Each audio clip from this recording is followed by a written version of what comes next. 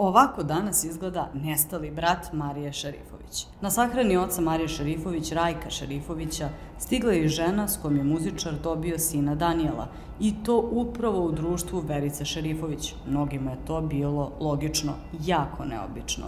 Verica i Jasna su došle zajedno sa Danijelom, sinom kojeg je Jasna rodila Rajku.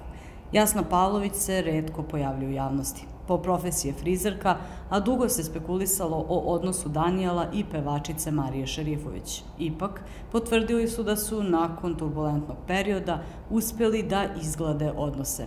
Zajedno vode školu pevanja i pokazuju da, uprkos tragedijama iz prošlosti, porodična povezanost i međusobna podrška ostaju najvažnije vrednosti u životu. Danijel Pavlović ostvario je veliku popularnost i sam je pevač. Učestvovao je u muzičkom takmičenju Operacija Trijumf.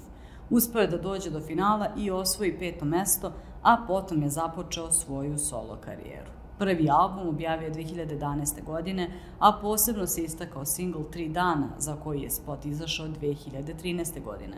Pesma je uživala 12 godina kasnije i ovih dana je vrlo popularna na TikToku.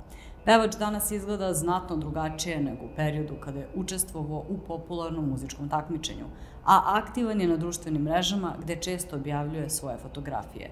Kako je poznato, drži školu pevanja, a kao tekstopisac sarađuje sa mnogim kolegama. Malo ko zna za još jednu veliku porodičnu tragediju porodice Šerifović.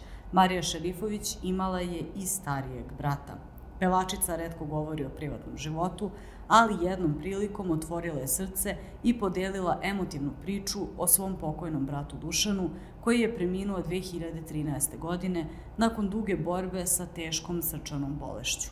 Dušan je bio sin Rajka Šerifovića iz prvog braka, a Mariji je, kako je sama rekla, bio mnogo više od polubrata.